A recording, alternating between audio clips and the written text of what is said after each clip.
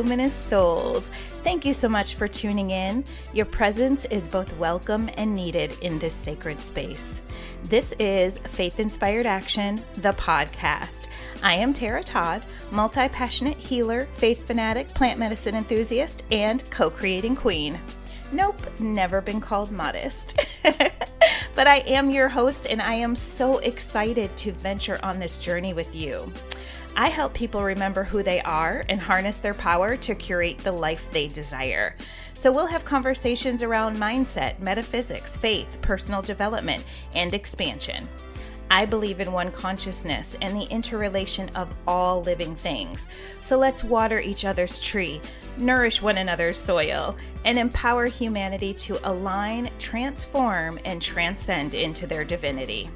I am all about the healing, wholeness, and as a collective, living our most sovereign and authentic lives. I am extending my branch to you, so let's jump right in.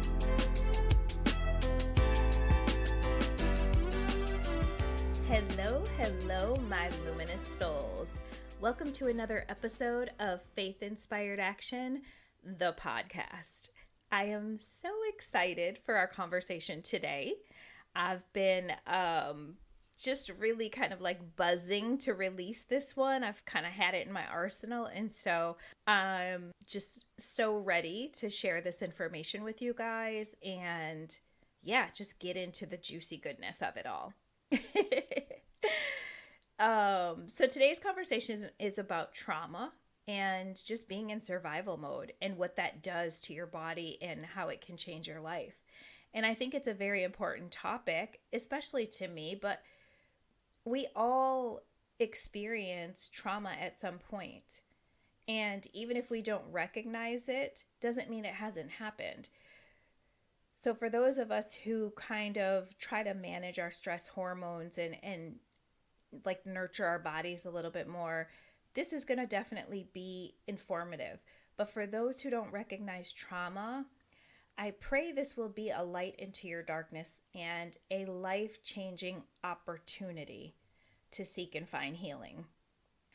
I feel like it's super important for us to recognize what's actually happening in the body when we experience a traumatic event. So we don't allow ourselves to get stuck, to get sucked into those negative cycles and patterns. So for me, if I can understand how things work or kind of the backstory, then I can sort of buy into the concept and then adjust my behaviors to reach that desired outcome. I just tend to be analytical that way, where it doesn't really work for you just to tell me to do something because it's good for me. I really want to understand the mechanics behind it, because that just supports the reasons why I should make the changes I'm being asked to make. So I hope that makes sense. I also feel like, by knowing what happens internally, that we'll begin to recognize the effects of trauma a lot sooner, and then just start to take that inspired action to reverse those effects before they completely change our biology. So I'm going to clarify things as much as I can, and also really just speak on a level that I feel we can all relate to. Because I know you guys didn't know this about me, but I'm not a doctor. Yes, so I hope and pray this serves you, and I ask that you please share this as much as possible, because I really want to bring some awareness to this process. So you've heard me say this before. For me, I've lived a lot of my life in a state of resistance. A lot of my childhood traumas and wounding resulted in me just putting up that strong defensive wall and really living with a mindset of, I'll hurt you before you hurt me. And that was not in a way where I just was targeting people and going after them, but it was really about self-preservation. So if there was like a hint that you were going to hurt me or be disrespectful or offend me in some way, I would just cut off relationships or just verbally run people down. because my pain was expressed as anger, and anger had really just become a lifestyle for me. So, what I'm going to share with you today pretty much explains like how that happened and can happen with anyone. So, obviously, when you live in a state of resistance, trauma, you are in that perpetual survival mode. And more than likely, you're not expressing or processing your emotions. As a child, I experienced pain, heartache, disappointment, and there was little I could do about it. So as an adult, I did everything in my power not to be made to feel those things. So whether it was overeating, abusing alcohol, avoidance, or again, just purposely destroying relationships, I did it all in the name of attempting to save myself from being in pain, from being hurt, from being disappointed over and over again. So it wasn't that I was completely without emotion, but I really struggled to even express them. I didn't even cry. Like, I hated crying, even if I was by myself. It was very cringy to me because I interpreted it as weakness. So it's really only been since my spiritual awakening and personal healing journey that I've totally kind of transformed those beliefs and now prioritize my emotions. I acknowledge, I welcome, I allow myself to feel and embrace, and just giving my emotions permission to flow freely and learning how to be comfortable with that. Emotions are energy in motion. So when you are blocking them, stuffing them down, doing that avoidance thing, you're literally leaving stagnant pockets of energy in different places inside the body, which over time will create dis-ease or disease. So without really getting in deep with the emotional side of things, because that kind of deserves its own day, I want to jump into the nitty-gritty of trauma. So some of the responses we notice when something traumatic happens might be like, taking deep breaths, like you're gasping for air and you're just trying to kind of get the oxygen in and out. And when people can do that, a lot of times it helps the body calm down, right? But that initial, like, it just feels like the wind got knocked out of you. Some people get really shaky, like their hands are shaking or they're just trembling, minds racing, like thinking of a million different things. And some people actually experience physical pain as a result of trauma, even if it wasn't a physical event. But what's happening inside the body, because those are basically like what we can see from the outside, what's happening on the inside is much more potent. Now, you have to remember that our brain and body responses are pretty much the same as they were at the beginning of time and the origin of man, meaning our brain is built for survival from those original threats like lions, tigers, and bears, right? So keep that in mind as we review this. So when you experience trauma or anything that gets you rattled in a similar way, our sympathetic nervous system basically just shoots you into an avalanche of reactions. And here's where I'm going to address my notes because it's a lot. And again, I'm not a doctor. So it says, the body immediately taps into current resources to deal with danger. So our pupils dilate, giving us optimal sight. Our heart and respiratory rate increase. Additional glucose gets released to make more energy for our cells in case we need to run, fight, or hide. The blood is directed to the extremities away from our internal organs, which also aids us in being able to move quickly if need be.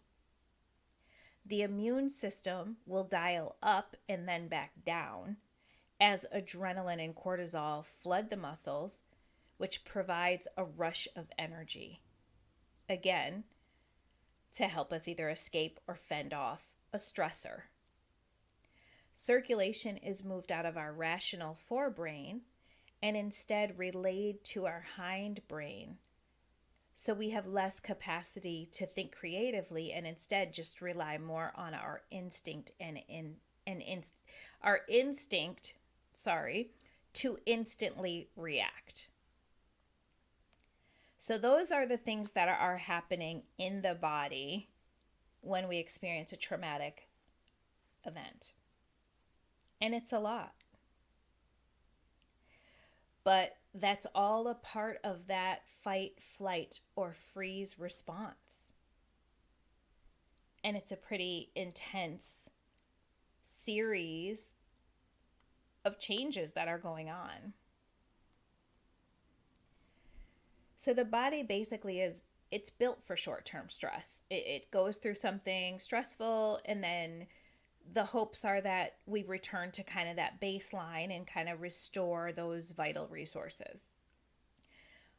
But when the stress hasn't dissipated within hours and we're still kind of reliving and going through the event, the body doesn't return to balance. And sadly, no living organism is meant to, or basically has the capacity to live in stress mode for extended periods of time. So it can be really damaging. And here's the ultimate dig for us as humans, as top of the food chain, like mighty warriors. Guess what? Because of our large brains, we're actually capable of thinking about our problems repeatedly. We relive past events. We forecast future negative situations. So we're just turning on our sympathetic nervous system at will, you guys. Just turning it on multiple times a day. Staying in that traumatic event, reliving those emotions, and basically putting our body through hell. So we turn on all these reactions just by thinking about that past trauma.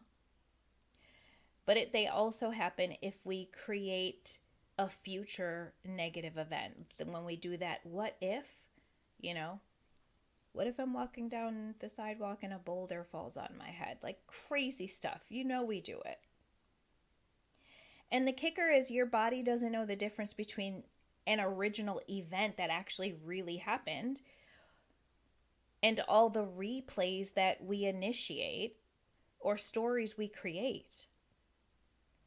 So the memories will turn on all the same autonomic internal reactions as if we're reliving the event in real time over and over again. What's more is that those replays also solidify the event in our brain. And then it becomes hardwired in and shortcutted to the unconscious, subconscious brain so it can be accessed quicker and easier. So now we're really anchoring our body into that past event. Then every day we wake up and we look for that memory and we reach for it and want to put it on because it feels so great. And you're actually just living in the past. You're just reliving the day that situation happened over and over again, and you're not actually really moving forward. And it's really easy to get mad at the brain because, like, hello, why are you making me pay attention to the one thing I'm trying to heal from, right? But the brain is trying to make sure you pay attention to that traumatic event because it wants you to learn. It wants you to review the situation and learn how to avoid it.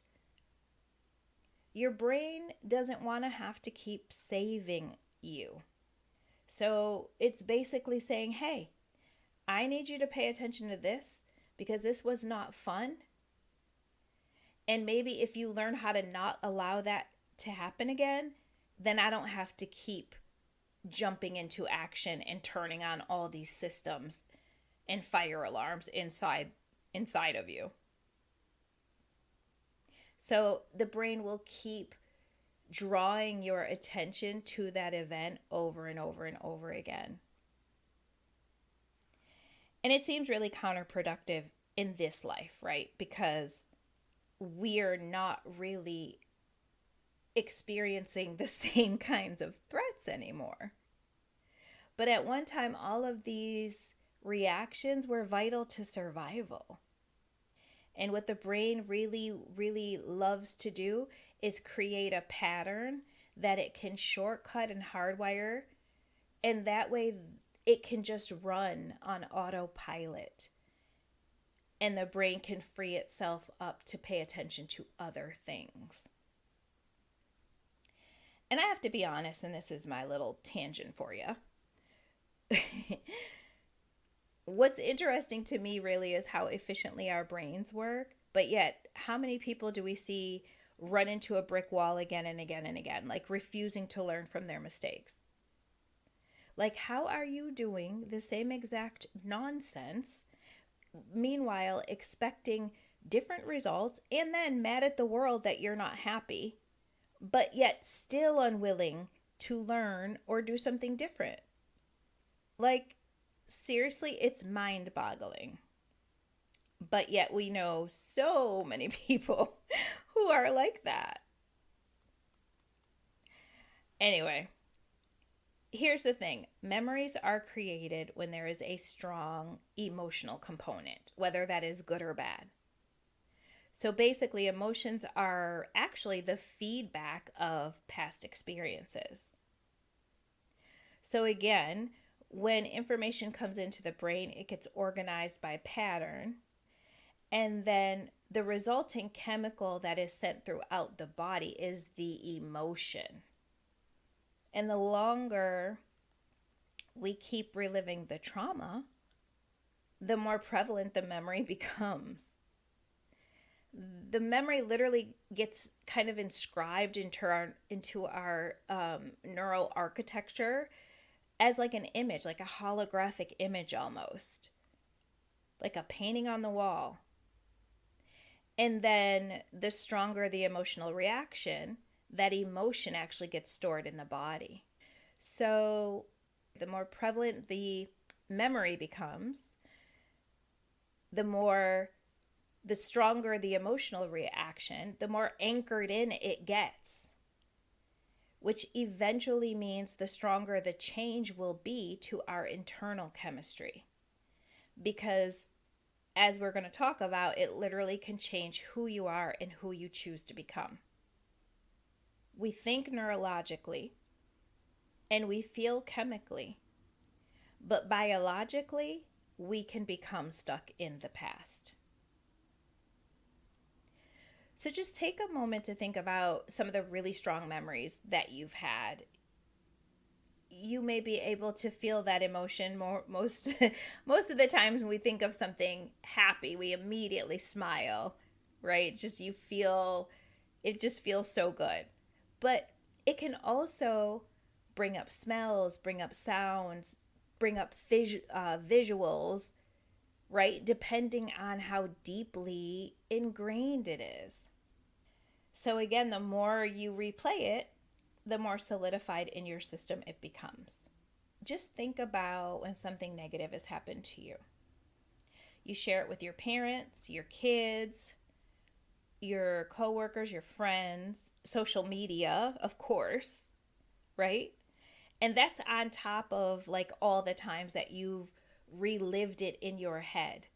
So if you think about it like a 2-week time frame, you could possibly think and talk about the same situation hundreds of times, and eventually having that story on repeat will make you literally become your story. I have some additional notes here that I want to share some emotions that are associated with grief or with trauma.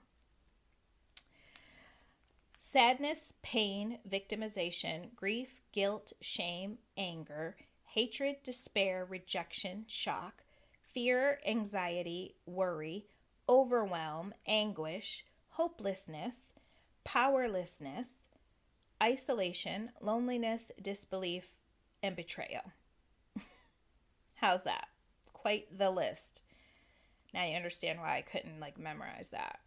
I just couldn't. To be perfectly honest with you, just reading those words, I literally get like a heaviness in my chest because they're not associated with great feelings, right? So, obvi. But those are just some of the things that we may feel during a traumatic event and then continue to feel every time we replay it or talk about it.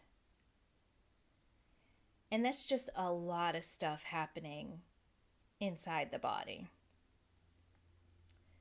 You're putting your body basically through emotions in a way as if you were watching your favorite movie on repeat. So what happens is over time it just becomes very automatic and normal to think in those same ways, along those same lines, to ruminate in those negative feelings until that's just who you are. If you're basking in negativity, you're going to become negative Nancy. And you may not realize it, but trust me, those around you for sure will. It could really just, it changes how you talk, how you think about your future, what your expectations are. It can really just destroy a life. And if you're putting out all those toxic vibes, guess what you're getting back? You know how this works, y'all. And I'm sure even hearing this, you're thinking of someone you know who went through a really troubling situation, and it changed everything about them. Their personality can change. They just really become a different person almost like right before your eyes. And it could just really be heartbreaking. So again, thinking is the vocabulary of the brain. Feelings are the vocabulary of the body, and they work in tandem. And so that's why it doesn't take much for one of our crazy patterns or cycles to get formed, to come to fruition. And before you know it, we're running on autopilot. And here's where the body doubles down. The more you experience the cycle of that autonomic nervous system, those reactions, right? You actually become addicted to the hormone bath you get the more you relive and experience your traumatic event. It becomes a part of you, meaning that the hit you get when those hormones get, thrown into your bloodstream, you start to feel more like yourself. And you won't even notice it, but what'll happen is you'll begin to replay the event just to get the hit. Literally, it's like a crackhead in the 80s. You will keep going back to it because in the midst of the trauma and the negativity, there's still something there that makes you feel really good, that makes you feel like you and makes you feel complete. Isn't that crazy? So I'll give you a couple of examples. If your morning routine is to get up, shower, dress, drink coffee, eat breakfast, and then, run out the door, the more you do that, it becomes who you are. So you've essentially kind of given up your free will to this autopiloted program. Because if you think about it, when you get up and you do all those things, you're not thinking, you're not strategically saying to yourself, okay, now what's next? No, it's all happening. And before you know it, you're at work and you're like, oh, yeah, how'd I get here? I was just in my bed an hour ago.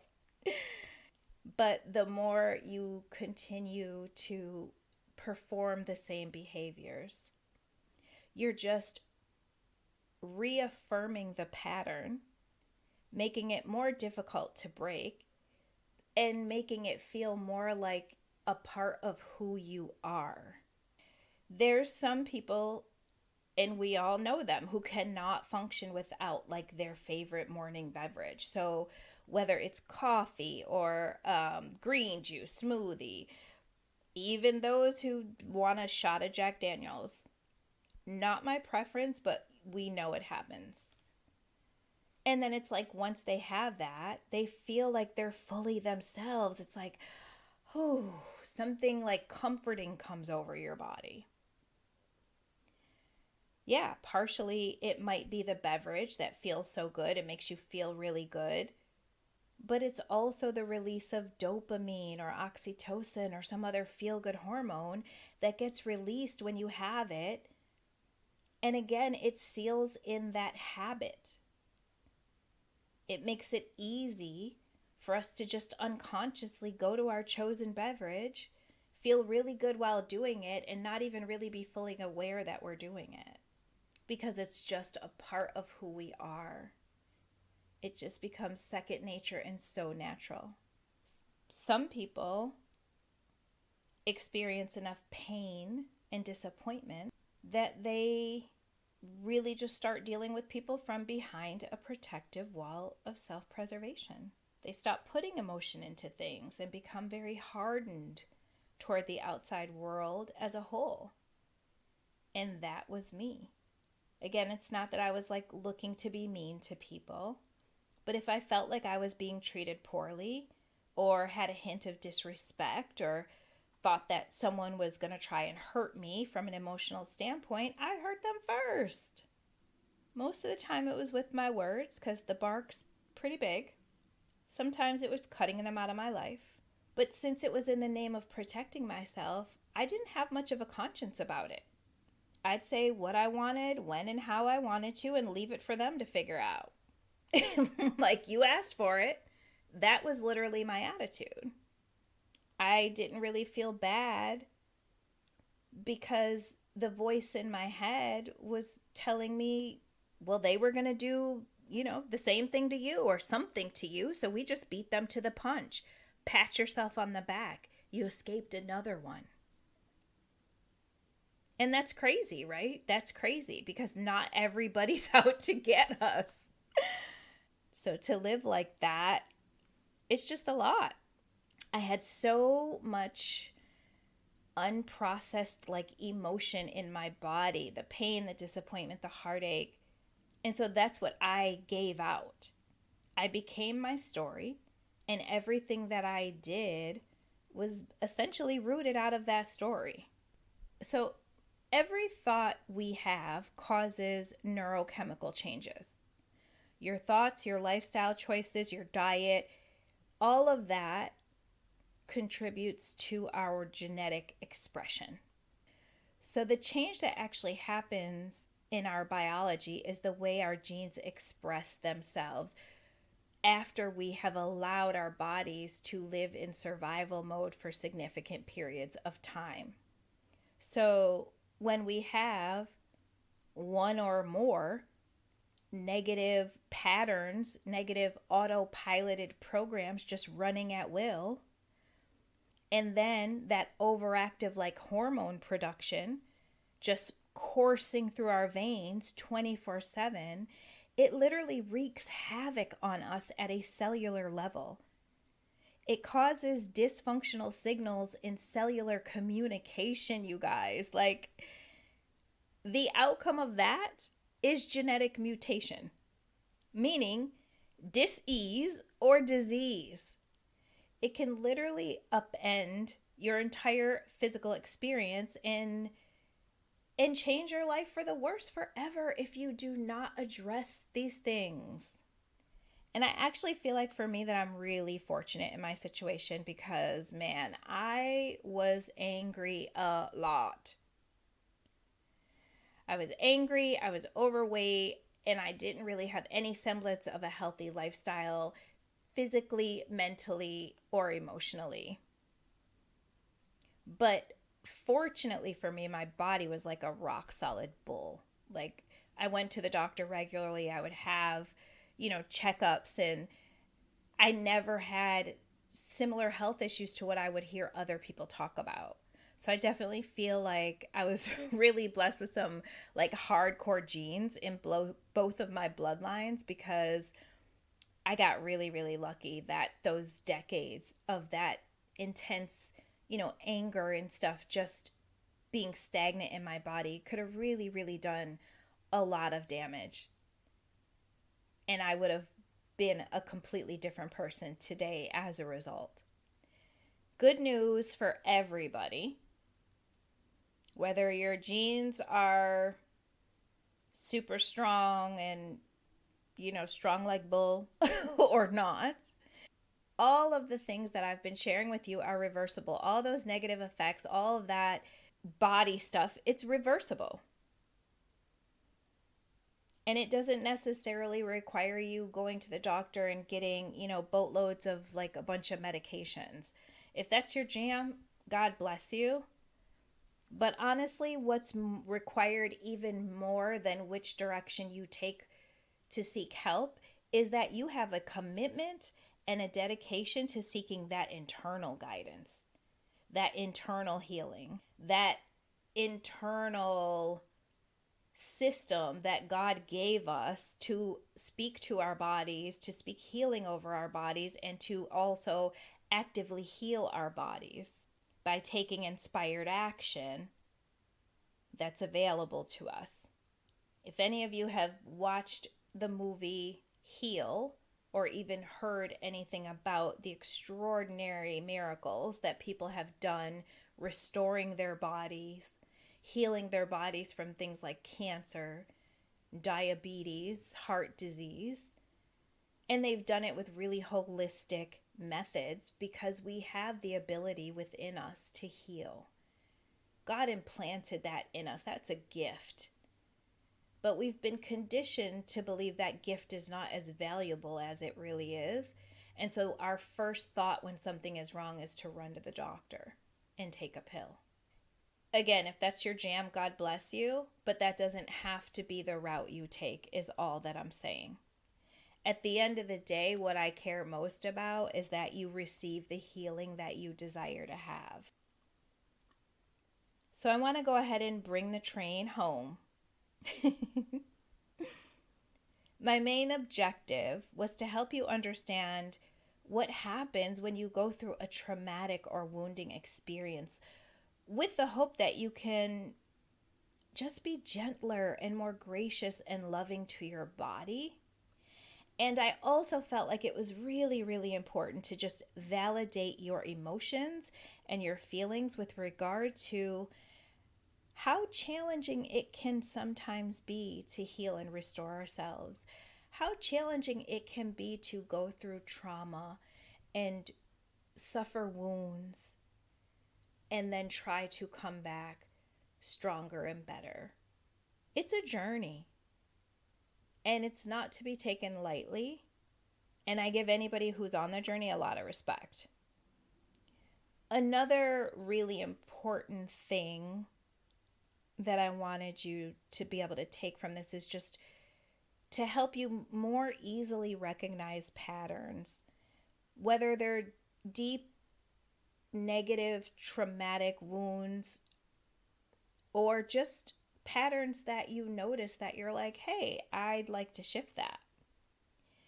Now you have a little bit of insight and can address them before they become overwhelming, or at least prevent new patterns from settling too deep. So if you're listening and you're thinking, yeah, I definitely want to like bust down some patterns and remove some cycles, or even if you're just trying to prevent new things from kind of sticking, I'm holding space with you, because this self-development, holistic healing, become the best version of yourself lifestyle, it is not for the faint of heart. It's for those of us who don't entertain staying the same while expecting different results, or whining about how life doesn't offer us something that it's offered someone else. Or for those who just want to be in the matrix and not of the matrix with regard to overcoming the conditioning and the programming and just really trying to focus on what we can do to make things better and how we can show up and be better. That's who it's for. It's for those of us who want to wake up every day with the expectancy and the intentionality of co-creating a beautiful life with God, and to choose this life and to choose this path, heart and soul, day after day after day. For me, just gearing myself up to have this conversation with you and really just thinking through things and trying to organize them in my brain, it just had me looking at myself like, okay, girl, like, we're on a decent rhythm, but there's room for improvement, as there always is. And that's okay. At least I am willing to see it and then we'll address it. It reminds me of what my wise soul sister Tressa said to me one time when we were catching up. I'm not even sure what we were talking about. I think it was just about like self-development and going for goals and things like that. But she basically said that we need to seek uncomfortability. If we aren't uncomfortable, then we're likely not growing or expanding into our fullness because we've gotten too comfortable and often complacent. And I feel like for me, I'm one of those people who probably take more chances in certain areas of my life than most. I don't think I tend to get complacent a whole lot in areas of my life, but I think when it comes to like our personal, like at home kind of environments, that's where sometimes we get a little too comfortable and a little too complacent. So ever since she shared that, I kind of hold it in the back of my head. I hear her voice speak to me. She's seriously like, she's going to come on at some point, and I'm telling you guys, she's wise beyond. It's insane. She will be delivering the most impactful conversation, and I don't even know what we're going to talk about or when it's going to happen, but I'm speaking it now because I already know who she is. And you're going to love it. But anyway, yeah, ever since she told me that, I kind of carry it with me. And although I'm not continually uncomfortable in every area, I am aware when I do get too comfortable. And that's a big red flag for me. I am aware when I've allowed myself to just kind of settle in a little too much, and then I have to like kick my own butt into gear. So that's where I guess I will land this conversation. I'm so glad we were able to have it, that I was able to share this knowledge with you. And I pray it serves you, my luminous souls. I pray it serves you. And also that you share with many others, because I really want people to get help, people to be healed, people to be whole and happy and living more full and authentic lives. So don't hesitate to DM me and share any breakthroughs that you've gotten from this episode. You know I would seriously love to hear from you and to hear how it served you. So until next time, I want to remind you of the important role you serve in this world and how much humanity needs you.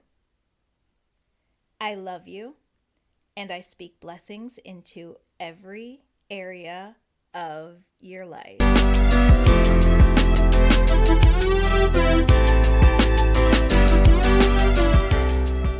Thank you so much for joining me here at Faith Inspired Action, the podcast. Whether this is your first listen or you join me regularly, I am eternally grateful.